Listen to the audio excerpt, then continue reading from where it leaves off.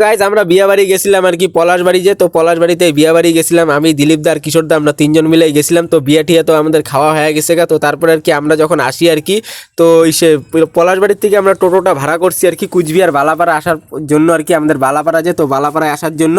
তো আমরা ভিডিওটা স্টার্ট করতে ভুলে গেছি গা। তো তারপরে আর কি সে সোনাপুর, যে তো সোনাপুরের থেকে ভিডিওটা করা স্টার্ট করছি আর কি। তো তিনজন মিলে আর টোটোওয়ালা দাদা মানে টোটো চালাইতেছে আর কি, আর আমরা তিনজন মিলে বসে আছি। তো সেই টোটোর মধ্যে আমরা তিনজনই আছি আর কি। তো তিনজন মিলেই ভাড়া করা হয়েছে আর কি কুচবিহার বালাপাড়া পর্যন্ত আর কি। তো বসে পলাশবাড়ির থেকে সোনাপুর আসলাম, তারপরে আসলাম হলো পুন্ডিবাড়ি, যে তো পুন্ডিবাড়ির এই জায়গায় আসার পর আর কি তো দিলীপ দা ঝুড়ি ভাজা খাবে আর কি। তো তার জন্য আর কি আমার মাথা চাটতেছে ঝুড়ি ভাজা খাওয়ার জন্য আর কি।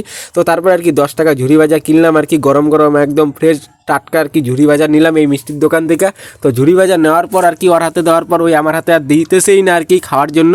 তো নিজেই খাওয়া শুরু করে দিচ্ছে। তো তারপরে ওই নিজে খাওয়া শুরু করছে, তারপরে অনেক মাথা চাটার পর আর তারপরে অনেক চাওয়ার পর অল্প একটু দিল, তারপরে আমি খাওয়া শুরু করলাম। অল্প একটু ঝুড়ি ভাজা আর কি অল্প একটুই দিছিল।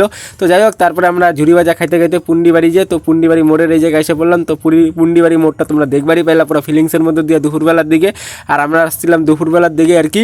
তারপরে আমরা আসলাম খাগড়াবাড়িতে টোটোতে করে আর কি, পুরো ফিলিংসের মধ্যে দিয়ে ঝুড়ি ভাজা খাইতে খাইতে অল্প অল্প করে। তো তারপরে আমরা এসে বললাম পুন্ডিবাড়ির থেকে আমরা এসে বললাম বালাপাড়া রাস্তা ধরে আর কি বালাপাড়ায়। তো বালাপাড়ায় আসার পরে এই দাদা টোটোতে করে আসলাম। তো দাদাকে তোমরা দেখতেই পেলে, আর ভিডিওটা এই জায়গায় স্টপ করে দিলাম। আবার নেক্সটে দেখা হবে, ঠিক আছে।